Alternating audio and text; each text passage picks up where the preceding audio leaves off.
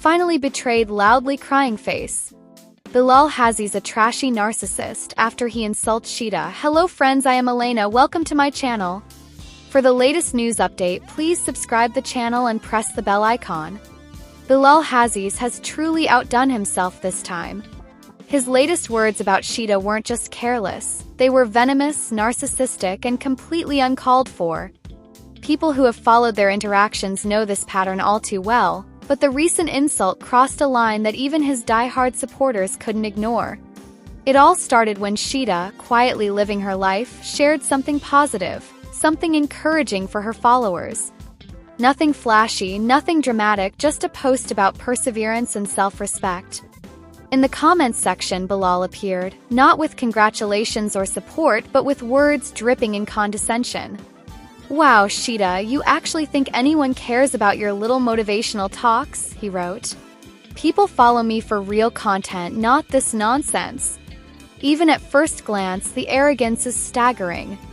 This is a classic example of narcissistic behavior, where Bilal feels entitled to demean someone else's efforts just to boost his own sense of importance. But what really hurts is the history behind this interaction.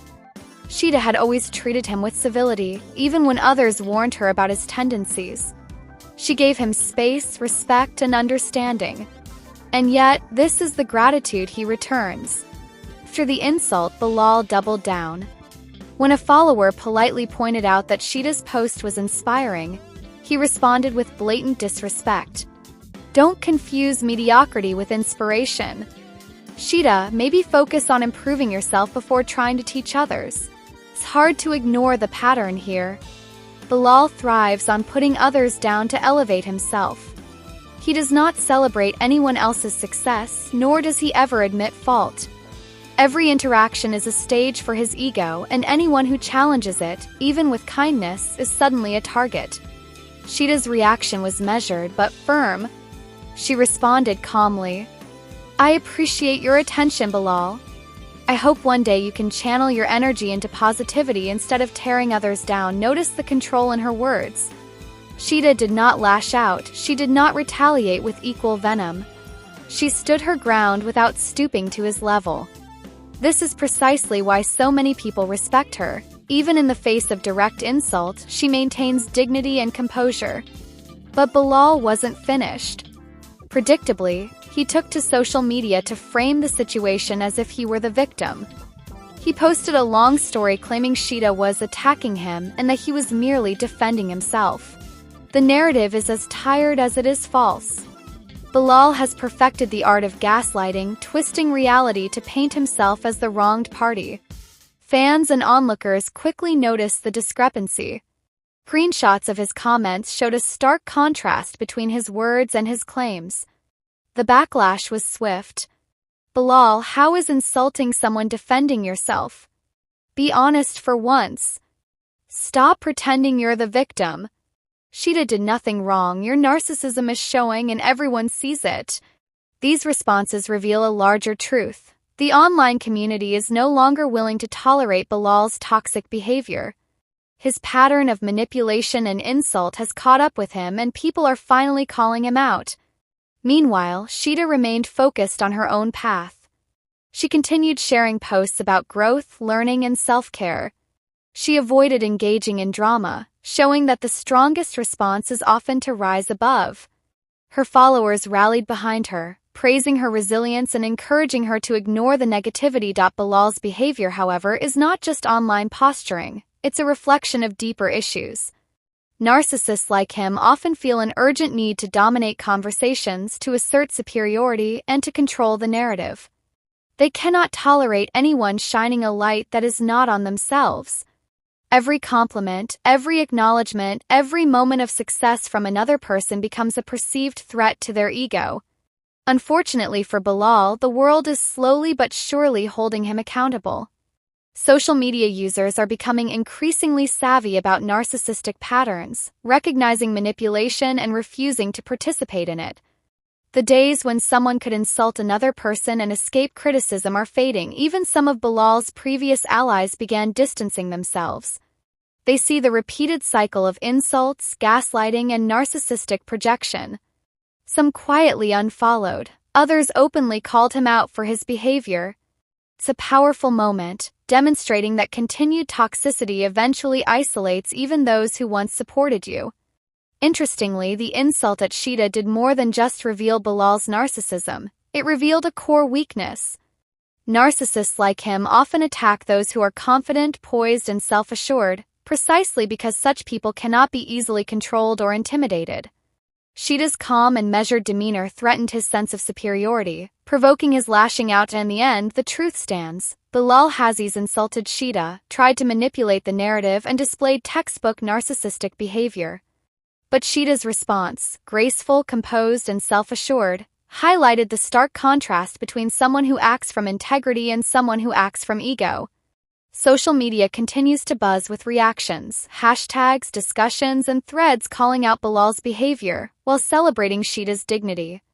Memes, posts, and commentary analyze his manipulation tactics, warn others, and offer support for those affected by similar behavior in their own lives. What Bilal might not understand is that the more he tries to control the narrative, the more the world sees him for what he truly is. His insults and narcissistic tactics no longer intimidate, they expose him. People see through the mask, and his credibility erodes with every post. Shaaeda, meanwhile, becomes a symbol of resilience.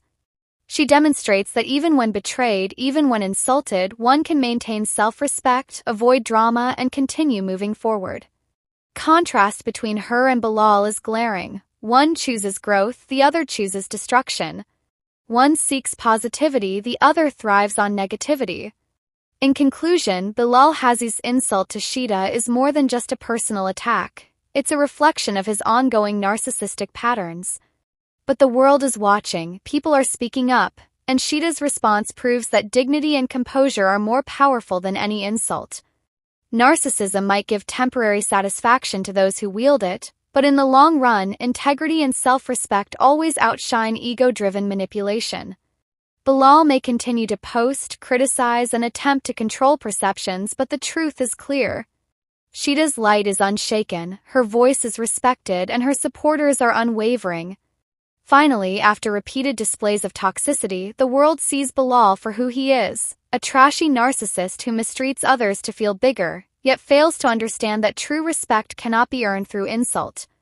Shaaeda's story is a reminder. Even when betrayed, one can rise, inspire, and remain untouchable by the small-mindedness of a narcissist. The world is finally recognizing the pattern, and the accountability is real. Bilal's reign of insults may continue, but Shaaeda's resilience stands as proof that narcissism only thrives in silence. Once confronted, its power crumbles. And this time, the betrayal is visible to all. Chloe had always prided herself on her culinary skills. Or at least she thought she had.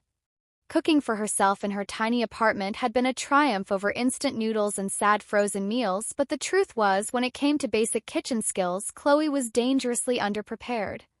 So when Johnny offered to teach her how to boil eggs, she accepted with the same enthusiasm reserved for extreme adventures or overpriced boutique smoothies. Seemed simple enough: eggs, water, heat. But as anyone who had ever lived with Chloe could attest, the simple things never stayed simple for long. Johnny had the kind of confidence that only comes from years of ignoring failure or being blissfully unaware of it. He lined up 3 eggs on the counter, like soldiers ready for battle, and placed a pot of water on the stove.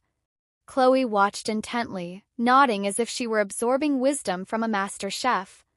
She asked questions she didn't quite understand, like, "Do I need to rotate them clockwise or counterclockwise?" And Johnny gave her a look that could only be described as a mixture of disbelief and patience. He explained the process slowly, almost ceremoniously. Fill the pot, cover the eggs with water, bring it to a boil, then reduce to a simmer for about 10 minutes. Then ice bath. Simple. Chloe nodded again, repeating the words as though chanting a spell. Meanwhile, Greta's morning had started like any other, but it was quickly descending into chaos. Her cat, Hazel, was the kind of feline that seemed to have a personal vendetta against her happiness. Hazel had been stealing socks for weeks, hiding them in places that defied logic. Today, however, Hazel's antics escalated.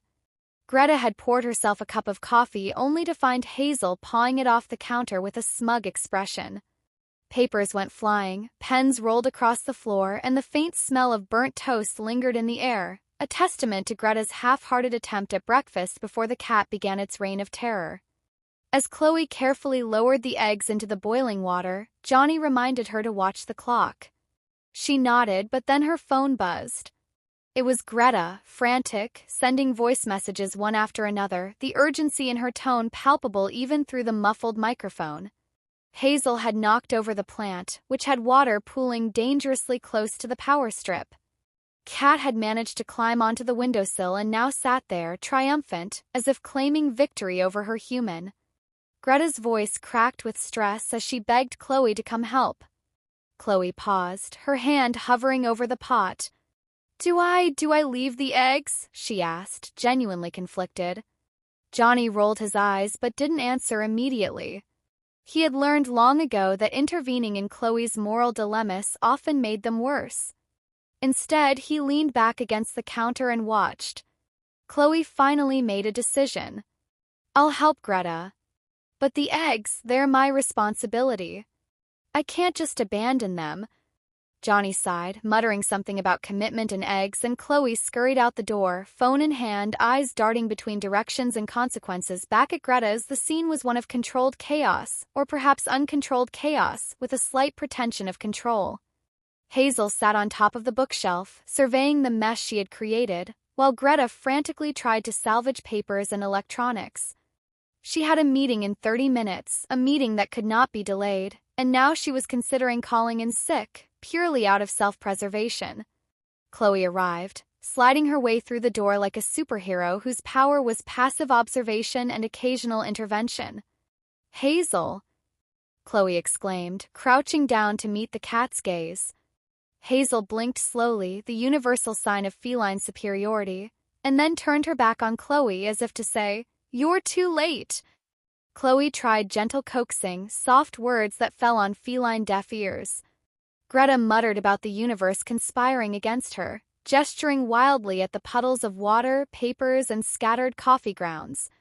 Chloe rolled up her sleeves and began cleaning, her own sense of calm anchoring Greta just enough to breathe. While Chloe was battling Hazel, Johnny returned to the kitchen, checking on the eggs he had left simmering. They were perfect. He held one up, tapping it lightly against the edge of the counter, and the shell cracked just right. Johnny smiled, savoring the tiny victory. In the chaos of Greta and Hazel, there was a small bubble of triumph in the kitchen. He peeled an egg carefully, revealing a perfectly cooked center, golden and flawless. It was an accomplishment worthy of documentation. He texted Chloe a photo, knowing she would appreciate the irony. Here she was, saving her friend from cat-induced disaster, while the eggs achieved perfection without further supervision. Meanwhile, Greta and Chloe's battle with Hazel reached a critical juncture.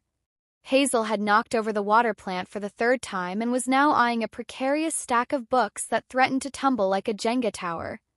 Chloe, thinking quickly, devised a diversion, a trail of cat treats leading away from the tower. Hazel, ever the strategist, paused, contemplated, and then made a daring leap toward the highest shelf, completely ignoring the treats. Chloe groaned, Greta nearly cried, and Hazel perched like a queen surveying her conquered kingdom. Once Hazel was temporarily distracted with the treat diversion, Chloe grabbed the mop and towels, quickly drying puddles before they could reach electronics. She organized papers, placed everything back in some semblance of order, and even found Greta's missing socks, which had been hidden under the couch since last week.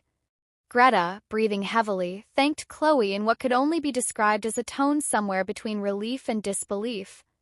"I don't know what I would do without you," she said.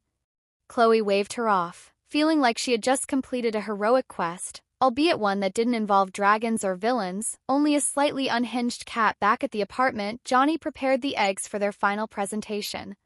He sliced one in half, the yolk perfectly centered, and placed it on a plate with a hint of seasoning. He texted Greta and Chloe a picture, which they responded to with a series of emojis ranging from applause to fire to sheer admiration.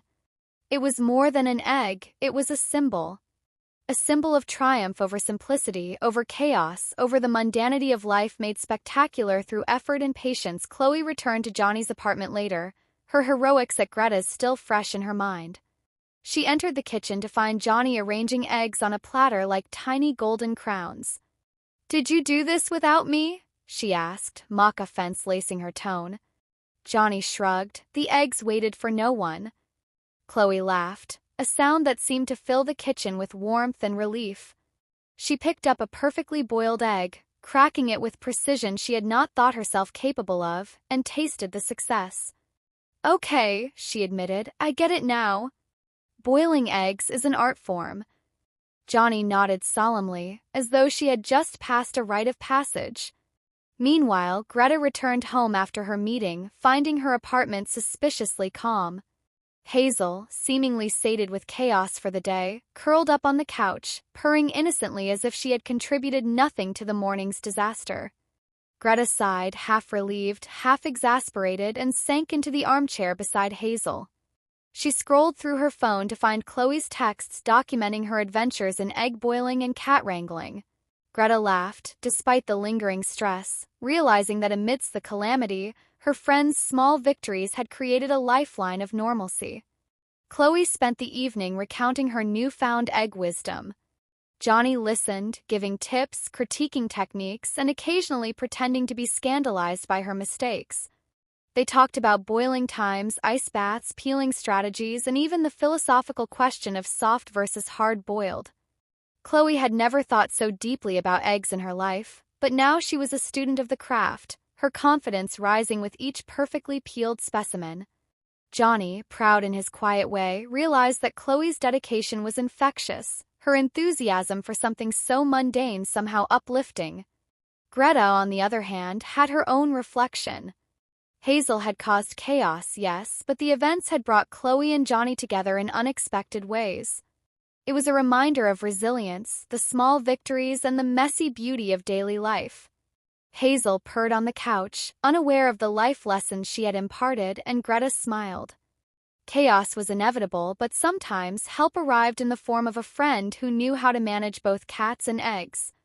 By the end of the week, Chloe had mastered the art of boiling eggs, or at least she had mastered it enough to feel a sense of accomplishment. Johnny remained a patient guide, offering encouragement and gentle critiques. Greta's apartment returned to a semblance of normalcy, Hazel napping innocently, leaving trails of mystery for the next day. And in this tangled, unpredictable web of daily life, friendships strengthened, skills were honed, and chaos was not just survived, it was occasionally conquered. The story of Chloe, Johnny, Greta, and Hazel became legendary in their circle, a tale recounted over brunches and group chats. Chloe's egg mastery was celebrated, Johnny's patience revered, and Greta's resilience acknowledged. Hazel, as always, remained an enigma, a cat whose motivations were inscrutable and whose mischief would continue to shape their days. And through it all, they learned that even the simplest tasks, boiling eggs, calming a cat, saving papers from ruin, could become extraordinary adventures when approached with humor, courage, and a little bit of heart. In the end, the eggs were boiled perfectly, friendships were strengthened, and Hazel remained a slightly terrifying yet oddly beloved member of the household. Chloe had grown not just in culinary skill but in patience, confidence, and the understanding that sometimes learning to navigate chaos was more important than mastering anything else. And Johnny, quietly proud, knew that teaching someone to boil eggs was never really about the eggs. It was about guiding them through the process, watching them succeed, and sharing small, golden victories together. Chloe cracked another egg, the yolk gleaming like the sun over a calm sea. She looked over at Johnny, who raised an eyebrow in silent approval. Greta, sitting back in her chair, watched Hazel curl up at her feet and shook her head with a wry smile. It was a week of triumphs, chaos, and lessons learned. In the grand, unpredictable narrative of life, sometimes it was the eggs and the cats that taught the most important lessons, and as the credits of their week might roll, one could imagine a simple, comforting truth. Chaos is inevitable, eggs are worth perfecting, and friendships, like well-boiled eggs, are sometimes delicate but always rewarding when handled with care. In the world of reality television, wealth often becomes as much a point of fascination as romance. On 90 Day Fiancé, fans are not just curious about the relationships unfolding on screen but also about the lifestyles and financial statuses of the cast members. Among the show's popular figures, Matt Braunes and Gino Palazzolo have sparked discussions not only for their love lives but also for who might be financially better off. This has left many fans asking, who's richer, Matt Braunes or Gino Palazzolo? Matt Braunes first appeared on 90 Day Fiancé as a romantic interest with a charming personality, quickly winning over audiences with his openness and humor. Beyond his on-screen persona, Matt is known to have a background that is modest yet stable. Reports suggest that Matt has dabbled in various business ventures over the years. Some of these have included consulting and small-scale entrepreneurship, though nothing has reached massive public acclaim.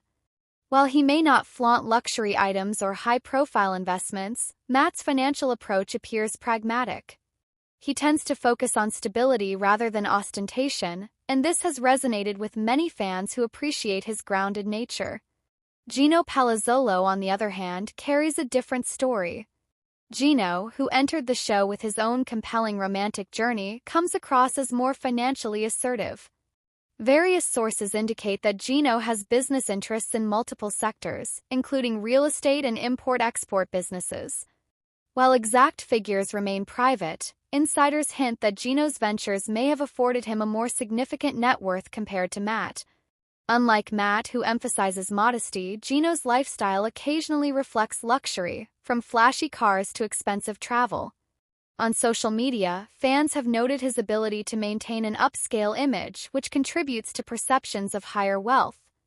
However, net worth on reality TV is rarely straightforward. It's not just about the money a person earns, it's also about debt, obligations, and long-term investments. While Gino appears wealthier on the surface, some analysts argue that Matt's more conservative financial strategy may result in a more sustainable economic situation over time. He may not live as extravagantly, but Matt's focus on savings and investments could provide him with long-term security that flashy displays of wealth do not guarantee.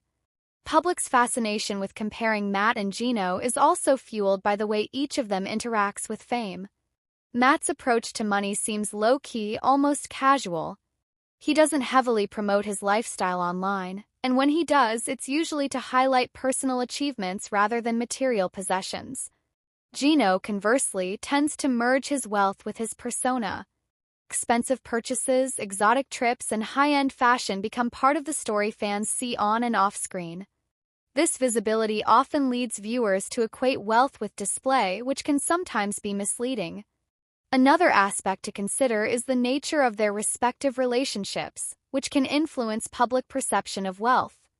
Matt's relationships have often been portrayed as down-to-earth and emotionally driven. There's less emphasis on wealth and more on companionship and mutual support. Gino's storylines, by contrast, have occasionally highlighted the role of financial stability in romance, making his wealth appear more central to his character's appeal. This narrative framing can exaggerate or distort actual financial standings in the eyes of viewers. Social media has also played a key role in this wealth debate. Gino's followers are often treated to glimpses of his luxurious lifestyle, from private jets to fine dining, creating the impression of significant financial power. Matt's online presence is subtler, focusing more on daily life, family interactions, and personal growth. Contrast between these approaches amplifies the discussion about who is truly richer, as perception often outweighs reality when it comes to celebrity net worth. Experts on celebrity finances note that appearances can be deceiving. Many reality TV stars maintain elaborate lifestyles through sponsorships, loans, or short-term income spikes which don't necessarily reflect their long-term wealth. While Gino may seem more affluent due to what fans see, Matt's more understated financial profile could mean he carries fewer liabilities and enjoys more financial independence. Wealth is, after all, not just about assets, it's about freedom, stability, and control over one's financial destiny. Fan communities on forums and social media frequently debate this topic, citing everything from cars, homes, and vacations to business ventures and public appearances. Some fans argue that Gino clearly leads in net worth due to his larger lifestyle footprint. Others insist that Matt's conservative and consistent financial planning might give him an advantage in the long run, even if it doesn't make headlines. This debate often reflects broader discussions about wealth versus financial responsibility. Flashy wealth can impress but doesn't always equate to financial health. While the question of who's richer may never have a definitive answer due to privacy and varying sources, the comparison between Matt Brownies and Gino Palazzolo highlights interesting facets of modern celebrity culture. It reminds fans that wealth is multidimensional, encompassing more than visible luxury. Both men bring different values and approaches to money, which shape their public image and influence how fans perceive them. Matt embodies a grounded approach that emphasizes security, while Gino represents a bold, visible lifestyle that impresses onlookers. Ultimately, the fascination with wealth on 90 Day Fiancé extends beyond numbers. It's about how money shapes identity, relationships, and public perception.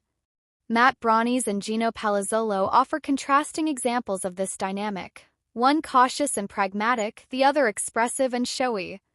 Both have found ways to navigate the pressures of fame while managing their financial paths, even if differently. Fans continue to follow their stories, comparing, debating, and speculating because in reality TV, wealth is part of the drama as much as romance. So who's richer? Depends on how one defines wealth, visible lifestyle or long-term financial security. Gino may dazzle with immediate displays, but Matt's steady approach cannot be underestimated. In the end, the question itself sparks more discussion about priorities, perception, and the realities behind the glamorous lives seen on screen. The answer might be elusive, but the debate ensures that both men remain prominent figures in the ongoing 90 Day Fiancé conversation.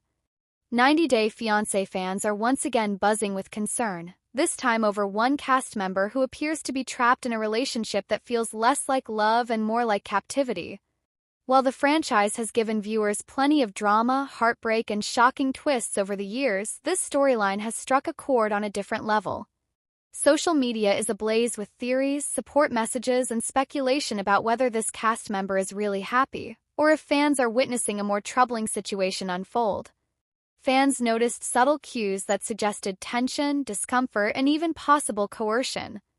Body language, hesitant smiles, and occasional comments hinting at frustration or unease have fueled widespread speculation. Posts on fan forums, Reddit threads, and Instagram pages dedicated to 90 Day Fiancé breakdowns have dissected every frame, pointing out moments. Some viewers argue that the relationship dynamic resembles that of an emotional hostage situation. While it may not be physical captivity, emotional manipulation can be just as impactful. Comments from fans frequently cite examples of controlling behavior, frequent monitoring of social media, decision-making being overridden, and subtle guilt-tripping independent thoughts.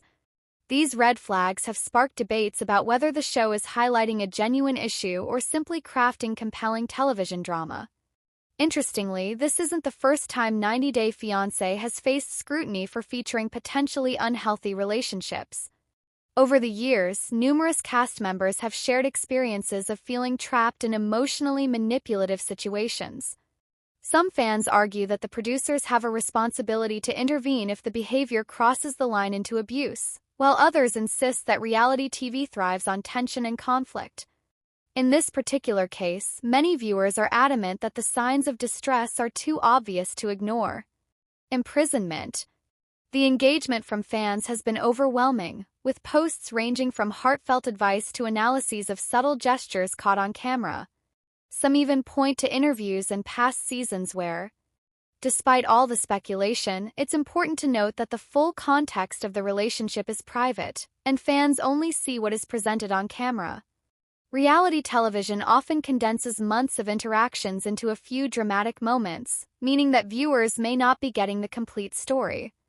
Yet the intensity of fan concern speaks volumes about how invested audiences have become. Partner in question has also received intense scrutiny. Observers on social media point to moments where the partner appeared controlling or dismissive, while others argue that the partner's behavior could be misinterpreted due to editing or selective storytelling. This divide has created a heated debate. Some viewers see a clear pattern of manipulation, while others caution against jumping to conclusions without all the facts. Professional voices have also weighed in. Relationship experts featured in commentary sections and fan podcasts have noted that emotional control often manifests subtly, making it hard for outsiders to determine the severity. They caution that while fans may want to intervene or support, only those involved can truly understand the nuances of the relationship. Nevertheless, the fact that viewers are paying such close attention highlights a broader cultural interest in the dynamics of modern relationships and consent. Meanwhile, continues to appear on the show, seemingly committed to the relationship despite the concerns expressed by fans. Each new episode adds fuel to the speculation, with viewers dissecting every interaction for signs of discomfort or compliance. Fans argue that while love can be complicated, patterns of emotional control should never be normalized or romanticized. Conversation surrounding this cast member is also part of a larger dialogue about the responsibility of reality television producers. Critics question whether the show prioritizes dramatic content over participant well-being. Some argue that by airing relationships that may involve manipulation or coercion, the franchise risks glamorizing toxic behavior. Advocates for the cast member stress the need for support systems, both during filming and after episodes air, to ensure that individuals are safe and empowered to make their own choices. For now, fans remain vigilant. Social media continues to buzz with theories, updates, and calls for support. Some have even organized online campaigns urging viewers to send positive messages or resources for emotional support to the cast member. Despite the uncertainty, one thing is clear: audiences care. As the season progresses, viewers are left to wonder whether this story will end in empowerment, heartbreak, or somewhere in between. Will find the courage to assert independence, or will the pressures of love and television continue to hold them back? Conversation shows no sign.